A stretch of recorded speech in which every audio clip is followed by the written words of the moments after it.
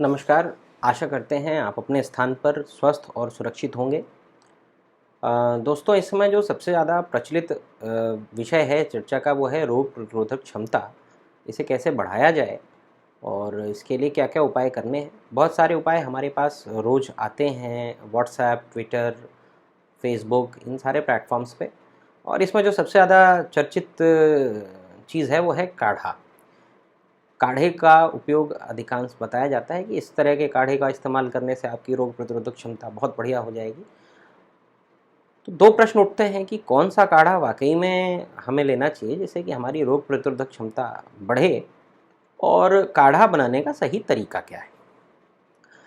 तो मैं बताना चाहूँगा, आयुष मंत्रालय ने अपनी एडवाइजरी में बहुत सी ऐसी चीज़ों का वर्णन किया है जो घर में आसानी से उपलब्ध हैं और हमारी रोग प्रतिरोधक क्षमता बढ़ाती हैं।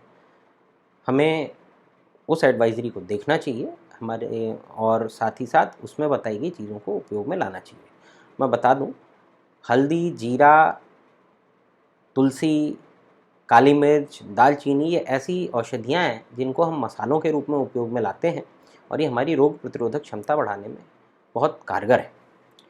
रही बात काढ़े की, तो उसी एडवाइजरी में एक काढ़े का भी विवरण दिया गया है जिसमें तुलसी, दालचीनी, काली मिर्च और सौंठ और मुनक्का, इनको मिलाकर काढ़ा बनाने के लिए कहा गया है और इसका दिन में 2 बार उपयोग करने के लिए कहा गया है। तो हम इस काढ़े का उपयोग कर सकते हैं। ये देश के बड़े बड़े विद्वानों के द्वारा सुझाया गया फार्मूला है, काफ़ी कारगर फार्मूला है। साथ ही साथ अगर हमारे पास उपलब्ध है, हमारे पास घरों में आसानी से उपलब्ध हैं ये चीज़ें अधिकांश, तो गिलोय, आंवला और हल्दी, इन चीज़ों को हम और इसमें मिला सकते हैं, और इनका भी जो रोग प्रतिरोधक क्षमता बढ़ाने में रोल है वो टेस्टेड है। बड़े बड़े आयुर्वेद के संस्थानों में इनके ऊपर काफ़ी रिसर्च हुआ है, और उन रिसर्चेस के निष्कर्ष के आधार पर ये कहा जाता है कि ये हमारी रोग प्रतिरोधक क्षमता को बढ़ाती हैं। इसमें से गिलोय और आंवला, ये तो काफ़ी कारगर औषधियाँ हैं, हम सभी जानते हैं, और इनके बहुत सारे उपयोग हम नित्य प्रति देखते, सुनते और प्रयोग में लाते रहे हैं। तो अब दूसरा प्रश्न जिस पे हमें चर्चा करनी चाहिए वो है कि काढ़ा कैसे बनाना चाहिए जिससे कि हमें इसका अधिकतम लाभ मिले। कल की बात है, किसी ने मुझसे फ़ोन पे ये पूछा कि मैं काढ़ा बनाता हूँ, जिसमें मैंने पूछा कि आप क्या करते हैं। तो उन्होंने ये बताया कि लगभग 1 चम्मच दवाई और 1 कप पानी में डालकर उसे हम उबाल लेते हैं, और 2-3 मिनट उबाल करके उसे हम लेते हैं।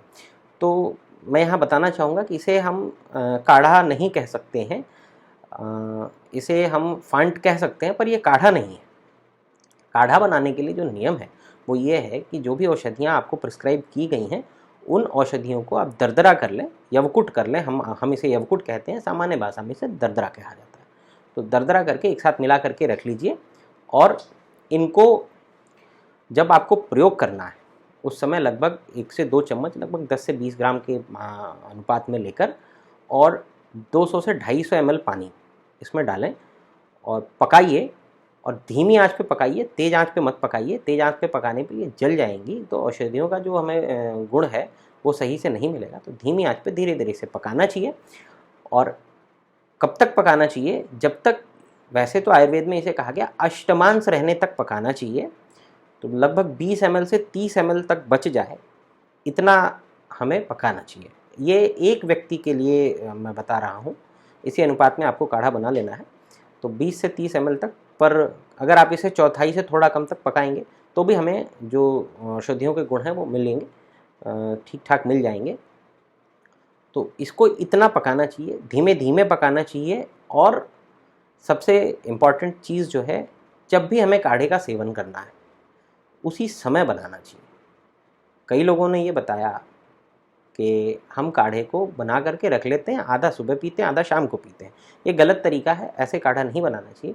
और आयुर्वेद में कहा गया है, ऐसा करके अगर हम काढ़े को दोबारा गर्म करके फिर से सेवन करते हैं तो दुर्जर हो जाता है, आसानी से नहीं पचता है, और उसके जो गुण हैं वो भी हीन हो चुके होते हैं, हमें नहीं मिलते हैं।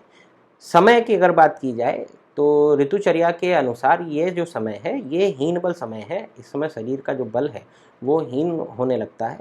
तो इस समय हमें अपने शरीर के बल की और रोग प्रतिरोधक क्षमता की आवश्यकता भी है, और इसे बढ़ाने की आवश्यकता है। इसके लिए जो भी एडवाइजरी जारी की गई है उस एडवाइजरी के आधार पर काढ़ा और घर में उपलब्ध जो भी हमारे ऐसी चीज़ें हैं उनका प्रयोग करना चाहिए।